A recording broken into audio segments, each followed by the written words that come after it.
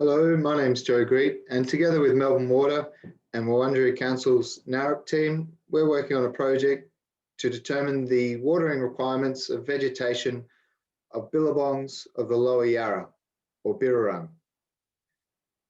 The aims of this project are twofold: to inform the adaptive management of the environmental watering of these important sites, and secondly, to further the role of the traditional owners, the Wurundjeri people, in the management of these culturally significant sites.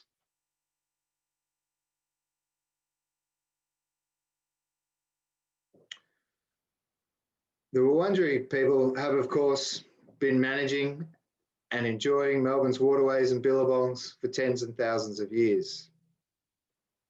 Here is an early depiction by a colonialist in the 1800s of the Wurundjeri living on the banks of the MERI Creek. We can see an eel trap constructed in the background and people fishing by torchlight. Today, many of Melbourne's billabongs have been lost. This is a photo taken in 1946 of the surrounds of the Yarra between Eltham and Kew, and shows the area either built up and or largely devoid of native vegetation. And many of the billabongs in this area were cleared, filled in, and many have been irreversibly degraded. Furthermore, many of the few remaining sites no longer flood naturally. Due to reduced flows in the Yarra River and levee bank construction, they have become disconnected from the Yarra River and thus their life source, and become increasingly degraded and invaded by terrestrial and exotic vegetation. Nonetheless, there are a few remaining billabongs with important ecological, social, and Aboriginal cultural values. And Melbourne Water have been conducting investigations for a decade or more to identify means to support and enhance such values. And this project looks to contribute to that endeavour.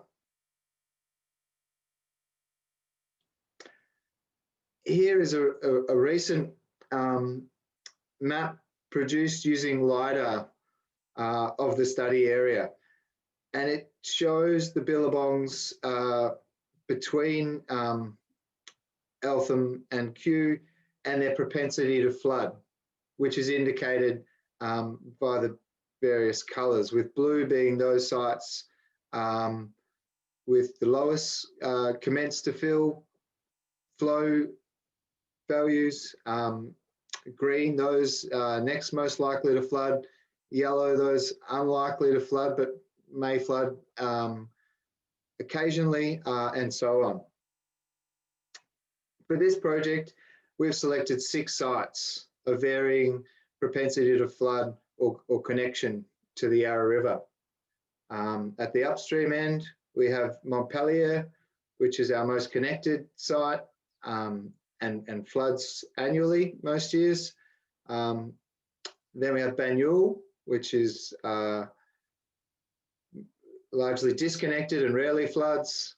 Bollen, which is moderately connected and floods probably every 3 to 5 years, but would have annually naturally, and so on. We have Burke Road, Horseshoe, and Wilsmere Billabongs.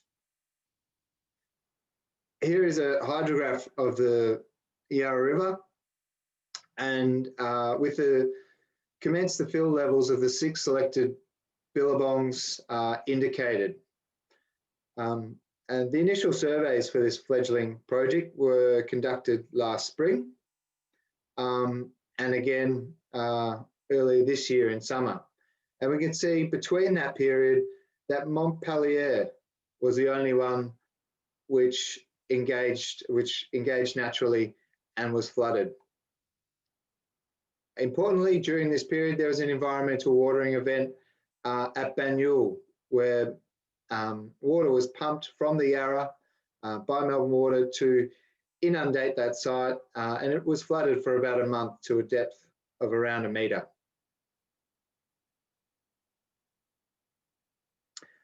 At each of these sites, we are monitoring understory vegetation using 10 by 10 metre permanent quadrats to assess the response of the vegetation to natural and managed flooding events. Additionally, we're monitoring between 20 and 30 big old river red gums for their size, condition, determined by crown extent assessments, and reproductive output in terms of flowering. Here's a map of one of those sites, Bollen, with the permanent quadrats indicated with yellow squares, and the big old river red gums by the red dots. Here is one of the permanent quadrats at Montpellier at the time of the spring survey, and we can see that at that time the site was flooded, and there are some good native rushes dominating at that site. This is the same quadrat during the summer surveys, and additionally we have native ephemeral wetland plants such as persicarias now dominating those previously inundated areas. This photo was taken at Banyule prior to the environmental watering, and we can see the site is dominated by weeds, by terrestrial exotic plants. In particular, thistles and dock are flourishing in this photo. Here is the site during the environmental watering event and then in summer. And we can see that the terrestrial exotic thistles and dock and other plants have been largely drowned out. And we have a carpet of native wetland plants as well as some weeds regenerating at the base of the Billabong. Overall, environmental watering at Banyule increased wetland plant cover. Similarly, at Montpellier, we can see that there was a big increase in wetland plant cover between the spring and summer surveys. The only site at which wetland plant cover decreased was at Bollen, and that was the is the least recently flooded site. The environmental watering at Banyule also dramatically decreased the cover of exotic terrestrial plants. And in summer, again, the only site which recorded an increase in terrestrial exotics and very high levels of terrestrial exotic plant species was Bollen, that least recently flooded site. Now, this is preliminary data, and we're yet to be able to confidently determine the appropriate frequency and duration of watering at these sites. But it does suggest two things: that even short duration flooding events such as the environmental watering at Banyule can dramatically reduce the weed cover at those sites. However, that in the absence of flooding, Bollen actually received an environmental watering in 2017. That terrestrial exotic weeds can rapidly and within 2 to 3 years again become dominant within these sites.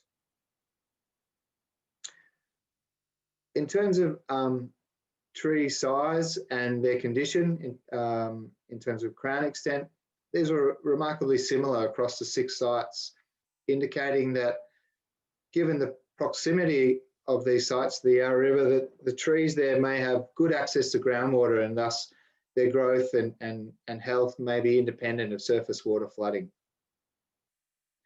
However, we did see a considerable flowering event at Banyule, the site that received an environmental watering, which may indicate the dependence of reproductive output and the production of nectar important resources for riparian biota such as insects, bats and birds on these surface water flooding events. But that's something that we're looking to explore further through subsequent surveys.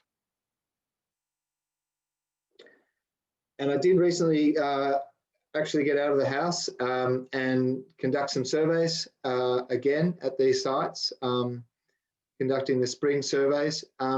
And what was exciting to see was that access to these sites was quite limited because many of them were flooded. And we can see that the period between the previous summer surveys and the recent surveys has been a very wet period in which many of the sites have naturally flooded.